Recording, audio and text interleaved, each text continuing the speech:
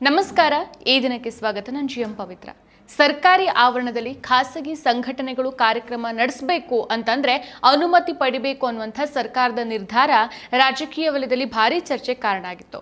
ಸರ್ಕಾರಿ ಆಸ್ತಿಗಳು, ಪಾರ್ಕ್ಗಳು, ಶಾಲೆಗಳು, ಕಾಲೇಜುಗಳು ಸೇರಿದಂತೆ ಸಾರ್ವಜನಿಕ ಸ್ಥಳಗಳಲ್ಲಿ ಖಾಸಗಿ ಸಂಘಟನೆಗಳು ಅಥವಾ ಸಮೂಹಗಳು ಚಟುವಟಿಕೆಗಳನ್ನು ನಡೆಸೋಕೆ ಮುಂಚಿತವಾಗಿ ಅನುಮತಿಯನ್ನು ಪಡಿಬೇಕು ಅನ್ನೋ ಆದೇಶವನ್ನು ಪ್ರಶ್ನಿಸಿ ಹೈಕೋರ್ಟ್ ಮೆಟ್ಟಿಲೇರಿದಾಗಿದ್ದು, ಸರ್ಕಾರದ ಆದೇಶಕ್ಕೆ ಕರ್ನಾಟಕ ಹೈಕೋರ್ಟ್ನ ಧಾರವಾಡ ಪೀಠ ತಡೆ ನೀಡಿದೆ.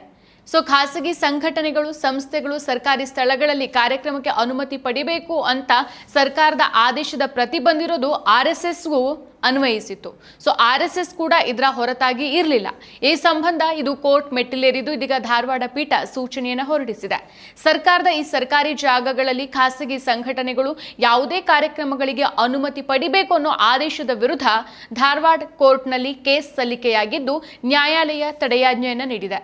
ಸರ್ಕಾರದ ಆದೇಶಕ್ಕೆ ಧಾರವಾಡ ಹೈಕೋರ್ಟ್ ಪೀಠ ತಡೆಯಾಜ್ಞೆಯನ್ನು ಕೊಟ್ಟಿದೆ. ಪುನಶ್ಚೇತನ ಸೇವಾ ಸಂಸ್ಥೆ ಎನ್ನುವಂತಹ ಖಾಸಗಿ ಸಂಘಟನೆ ಸರ್ಕಾರದ ಆದೇಶವನ್ನು ಪ್ರಶ್ನಿಸಿ ಹೈಕೋರ್ಟ್ನಲ್ಲಿ ರಿಟ್ ಪಿಟಿಷನ್ ಸಲ್ಲಿಸಿತ್ತು. ಸಂಸ್ಥೆ ಪ್ರಕಾರ ಈ ಆದೇಶ RSS ಚಟುವಟಿಕೆಗಳನ್ನು ಗುರಿಯಾಗಿಸಿ ಮಾಡೋಕೆ ರೂಪಿಸಲಾಗಿದ್ದು, ಇದು ಸಂವಿಧಾನದ ಮೂಲಭೂತ ಹಕ್ಕು ಅಂದ್ರೆ ಭಾಷಣದ ಸ್ವಾತಂತ್ರ್ಯ, ಸಂಘ ರಚನೆಯನ್ನು ಉಲ್ಲಂಘಿಸುತ್ತೆ. ಹಾಗಾಗಿ ರಾಜ್ಯ ಸರ್ಕಾರ ಮತ್ತು ಪೊಲೀಸ್ ಇಲಾಖೆಯನ್ನು ಪ್ರತಿವಾದಿಯಾಗಿ ಮಾಡಿ ಸಂಸ್ಥೆ ಹೈಕೋರ್ಟ್ ಮೆಟ್ಟಿಲೇರಿತು.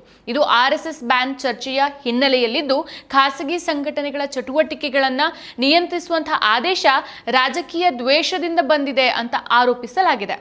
ಧಾರವಾಡ ಹೈಕೋರ್ಟ್ನಲ್ಲಿ ಇಂದು ವಿಚಾರಣೆ ನಡೆಯುತ್ತೆ. ನ್ಯಾಯಮೂರ್ತಿ ಪೀಠ ಆದೇಶಕ್ಕೆ ತಡೆಯಾಜ್ಞೆಯನ್ನು ನೀಡಿ ವಿಚಾರಣೆಯನ್ನು ನವೆಂಬರ್ 17ಕ್ಕೆ ಮುಂದೂಡಿದೆ.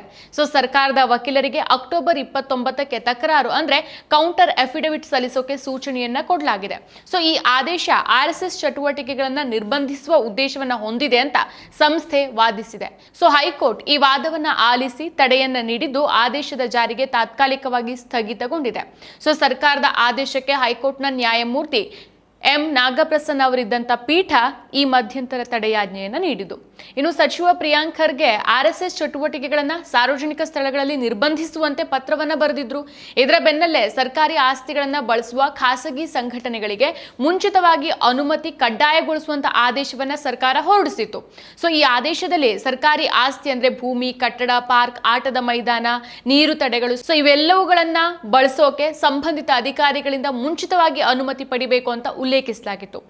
ಕರ್ನಾಟಕ ಪೊಲೀಸ್ ಕಾಯ್ದೆ 1963ರ ಅಡಿ ಅಧಿಕಾರಿಗಳು ನಿಯಂತ್ರಣಕ್ಕೆ ಶಕ್ತಿ ಹೊಂದಿರೋದಾಗಿ ಹೇಳಲಾಗಿದೆ.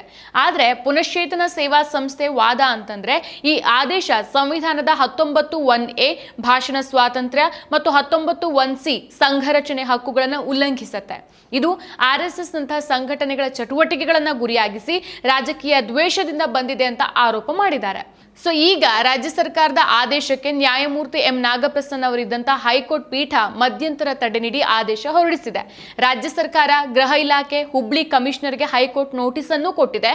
ಅಕ್ಟೋಬರ್ 28, 2025 ರಾಜ್ಯ ಸರ್ಕಾರದ ಆದೇಶವನ್ನು ಪ್ರಶ್ನಿಸಿರುವಂತಹ ಸಂಸ್ಥೆ ಅನುಮತಿ ಇಲ್ಲದೇನೆ 10 ಜನ ಸೇರಿದ್ರೆ ಅಪರಾಧ ಅಂತ ಸರ್ಕಾರದ ಆದೇಶದಲ್ಲಿದೆ.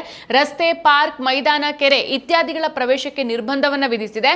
ಪೊಲೀಸ್ ಕಾಯ್ದೆಯಲ್ಲಿ ಇರುವಂತಹ ಅಧಿಕಾರಿಗಳನ್ನ ಸರ್ಕಾರ ಆದೇಶದ ಮೂಲಕ ಚಲಾಯಿಸಿದೆ. ಸಂವಿಧಾನದ ಆರ್ಟಿಕಲ್ 19(A)(1) ಮತ್ತು B ಯನ್ನ ನೀಡಿರುವಂತಹ ಹಕ್ಕನ್ನ ಸರ್ಕಾರ ಕಿತ್ಕೊಂಡಿದೆ ಅಂತ ಆರೋಪ ಮಾಡಿದ್ರು. ಸದ್ಯ RSS ಚಟುವಟಿಕೆಗೆ ಸಂಬಂಧ ಪೊಲೀಸ್ ಕಾಯ್ದೆಯಡಿ ಸರ್ಕಾರ ಹೊರಡಿಸಿರುವಂತಹ ಆದೇಶಕ್ಕೆ ಹೈಕೋರ್ಟ್ ತಡೆಯಾಜ್ಞೆಯನ್ನ ನೀಡಿದೆ. ಆದರೆ ಅತ್ತ ಕಲಬುರಗಿ, ಚಿತ್ತಾಪುರದ RSS ಪಥಸಂಚಲನದ ವಿಚಾರವಾಗಿ ಹೈಕೋರ್ಟ್ನ ಕಲಬುರಗಿ ಪೀಠ ಈಗಾಗಲೇ ವಿಚಾರಣೆಯನ್ನ ನಡೆಸಿದ್ದು, ಚಿತ್ತಾಪುರದಲ್ಲಿನ ಪರಿಸ್ಥಿತಿಯನ್ನು ಪರಿಗಣಿಸಿ ಅಕ್ಟೋಬರ್ 30ಕ್ಕೆ ವರದಿ ಸಲ್ಲಿಸುವಂತೆ ಕೋರ್ಟ್ ತಿಳಿಸಿದೆ. ಸರ್ಕಾರ ಸಲ್ಲಿಸಿರುವಂತಹ ವರದಿಯ ಆಧಾರದಲ್ಲಿ ತೀರ್ಪು ಬರುತ್ತೆ. ಆದರೆ ಈಗ ಒಟ್ಟಾರೆಯಾಗಿ ಸರ್ಕಾರದ ಆದೇಶಕ್ಕೆ ಧಾರವಾಡ ಪೀಠ ಮಧ್ಯಂತರ ತಡೆಯಾಜ್ಞೆ ನೀಡಿರೋದ್ರಿಂದ ಇದು ಕಲಬುರಗಿ ಪೀಠದ ಆದೇಶದ ಮೇಲೂ ಪರಿಣಾಮ ಬೀರುವಂತ ಸಾಧ್ಯತೆಗಳಿದೆ. ಮತ್ತಷ್ಟು ವಿಶೇಷ ವಿಡಿಯೋಗಳನ್ನು ನೋಡಲು ಮತ್ತು ಹೊಸ ವಿಡಿಯೋಗಳ ಬಗ್ಗೆ ತಿಳಿಯಲು ಈ ದಿನ .com ಯೂಟ್ಯೂಬ್ ಚಾನೆಲ್ ಸಬ್ಸ್ಕ್ರೈಬ್ ಮಾಡಿ ಮತ್ತು ಬೆಲ್ ಐಕಾನ್ ಕ್ಲಿಕ್ ಮಾಡಿ.